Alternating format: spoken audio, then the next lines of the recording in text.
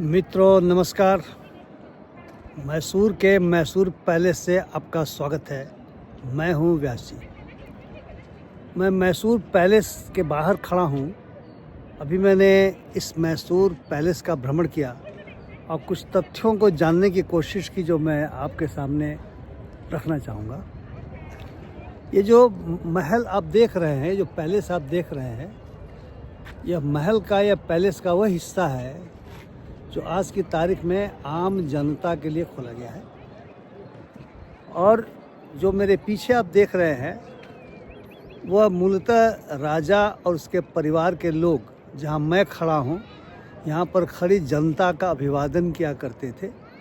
इसके थोड़ा सा अंदर जाएंगे तो वह निजी दरबार है, जिसको दरबार हाल कहा जाता है, जहां राजा और राजा के परिवार की जो सेरेमनीज़ हैं, बहुत सारी जो सेरेमनीज़ हैं, वो सेरेमनीज़ हुआ करती हैं। ये जो हॉल मेरे पीछे है, इसमें आप पाएंगे, अगर अंदर जाने का आपको भी कभी मौका मिला तो दशावतार के 10वां अवतार जो हमारे हिंदू पैंथियन में माने गए हैं, भगवान विष्णु के, वो दीवारों पर उनकी पेंटिंग आपको दिखाई पड़ेगी, कार्विंग्स भी दिखाई पड़ेगी।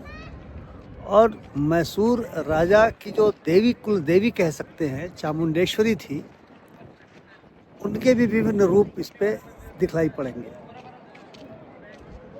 अंदर डॉल गैलरी है, अंदर बड़े बड़े हॉल हैं जिनके फ़ोटोग्राफ्स मैंने लिए हैं, और मैं इस वीडियो के अंत में आपको उन फोटोग्राफ्स को भी दिखलाना चाहूँगा।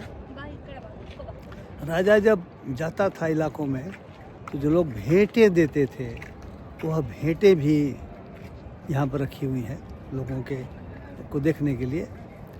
बहुत सारी वॉल पेंटिंग्स हैं जिसमें मैसूर का दशहरा, जो बहुत ही मशहूर दशहरा माना जाता है, उसकी हैं, ब्रास बैंड की हैं, जो राजा की कुछ फौजें थीं। हालांकि वो फौजें क्या करती थी मुझे पता नहीं है, क्योंकि राजा माना जाता है कि तो अंग्रेज़ों का खासम खास कह सकते हैं कि समर्थक था, या अंग्रेज़ों को ट्रिब्यूट देता हुआ मैसूर रियासत। लेकिन कुछ फौजें थीं दिखाने के लिए सही, लेकिन फौजें तो मौजूद थीं जो सेरेमोनियल ऑकेजन्स पर आती थी। उनकी पेंटिंग्स बनी हुई है। जो राजा का परिवार है, जो विभिन्न पीढ़ियां हैं, उनकी पेंटिंग्स बनी हुई हैं। चांदी के सिंहासन आपको अंदर दिखलाई पड़ेंगे। यानी कहने का मतलब यह है कि जो राजा के ऐश्वर्य से संबंधित जो भी चीज़ें, जो भी वस्तुएं आज की तारीख में प्रदर्शित की जा सकती हैं, वो सब कुछ आपको दिखलाई पड़ेगा। ये जो बड़ा सा मैदान जहाँ मैं खड़ा हूँ, इसके पीछे आप देखेंगे बहुत सारे द्वार दिखलाई पड़ेंगे आपको। ये बहुत दूर तक फैला हुआ है। लेकिन जहाँ तक इस पैलेस का सवाल है, ये पैलेस पहले वुडन पैलेस होता था, और आज की तारीख में यह वुडन नहीं है। यह मोटे तौर पर ग्रेनाइट पत्थरों से मिल करके इसको तैयार किया गया है। हुआ ये था कि जो वुडन पैलेस था, वो वुडन पैलेस कृष्ण राजा वोडियार थर्ड के ज़माने में बना था, और 1897 में वो जल गया। वो बना था 1804 में, और 1897 में जल गया। तो जिस समय राजा था कृष्णराजू वोडियार फोर्थ, उसने सोचा कि अब लकड़ी के पैलेस की बजाय बेहतर है कि हम ग्रेनाइट और पत्थरों से बनाएं। तो उसने इसे बनवाना शुरू किया। इसका जो आर्किटेक्चर है, इनके मशहूर उस समय के एक आर्किटेक्ट हुआ करते थे, वास्तुकार हुआ करते थे, जिनका नाम हेनरी इरविन बताया जाता है। हेनरी इरविन ने इसकी डिज़ाइनिंग की, और 1897 से लेकर के 15 वर्षों की अवधि में, यानी 1912 में यह बन करके पूरा हुआ। और कुल उस समय के हिसाब से 42 लाख रुपए लगे थे। इसकी जो लंबाई है, यह लंबाई 75.50 मीटर है। इसकी जो चौड़ाई है वह 47.50 मीटर है, और इसकी जो हाइट है वह 44.10 मीटर है।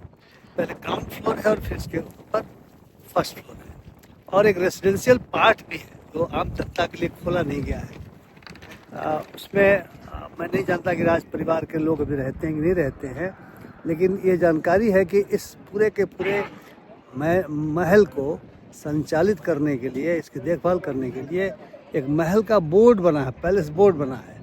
और अगर आप इसमें प्रवेश करते हैं तो एक बड़ी विचित्र सी बात है कि आप मूल महल में प्रवेश करने के लिए, यानी जो मेरे पीछे खड़ा है, उस प्रवेश करने के लिए आपको जूते निकालने पड़ते हैं।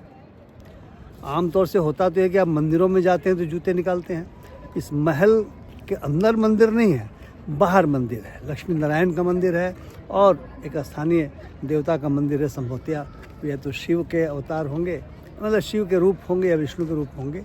लेकिन आपको इस महल में आने के लिए जूते चप्पल निकालने पड़ते हैं। अंदाज़ा लगाए कितनी भीषण गर्मी है, और इस गर्मी में अगर आपको जूते चप्पल निकाल कर अगर आपने मोजा ना पहना हो तो फिर आपके पाँव की क्या गत हो सकती है, आप अंदाज़ा लगा सकते हैं। बट अंदर तो ऐसा नहीं है, अंदर तो चूँकि छाया है, लेकिन आपको उतारना पड़ता है। अब ये परंपरा क्यों, मुझे कोई बताने वाला व्यक्ति नहीं मिला, इसलिए मैं पूछ नहीं सका। कुछ होगी परंपरा, संभव है कि सोचते हों कि धूल इत्यादि जो हमारे आपके पाँव में लगी रहती है वह न लगे।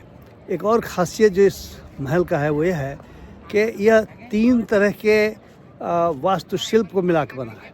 अब देखें, ये कुछ ऊपर गुंबद से दिखाई दे रहे हैं, डोम जिसको हम कहते हैं, ये इस्लामिक आर्किटेक्चर है। तो इसमें हिंदू, इस्लामिक और थोड़ा थोड़ा यूरोपियन, बहुत सारे आपको अंदर अगर आप जाएंगे तो आप दरबार में देखेंगे कि जो उनके खंभे हैं वो यूरोपियन शैली के खंभे हैं। गुंबद आपको मुस्लिम शैली या इस्लामिक शैली को याद दिलाएंगे, इंडो इस्लामिक आर्किटेक्चर के रूप में आप दिखाई पड़ेंगे।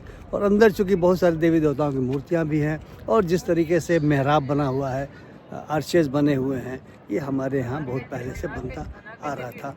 इसलिए आप कह सकते हैं हिंदू इस्लामिक या इंडो इस्लामिक जो आर्किटेक्चर है उससे बना हुआ है। ये अपने आप में इसकी एक खासियत मैंने रेखांकित किया। और यूरोपियन शैली चूँकि राजा अंग्रेजों से बड़ा करीब था और हिंदी इरविन इसके आर्किटेक्ट थे, तो स्वाभाविक सी बात है कि उसने यूरोपियन शैली की बहुत सारी चीज़ें की हैं। अब आगे आपको कुछ फ़ोटोग्राफ्स मैं चाहूँगा कि आप देखें, और देखने के बाद आपको लगेगा, कुछ मैंने स्नैप्स लिए हैं कि यह किले के अंदर क्या है।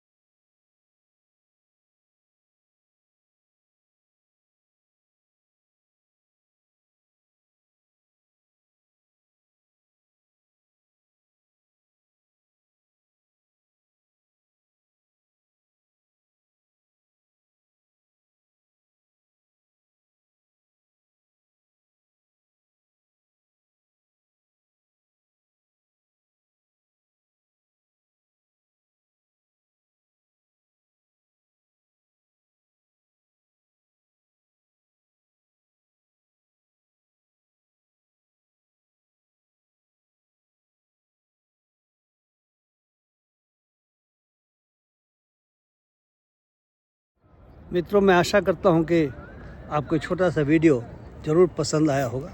अगर पसंद आया हो तो कृपया शेयर करें, लाइक करें, और मेरे चैनल को सब्सक्राइब करना न भूलें। बहुत बहुत धन्यवाद। नमस्कार।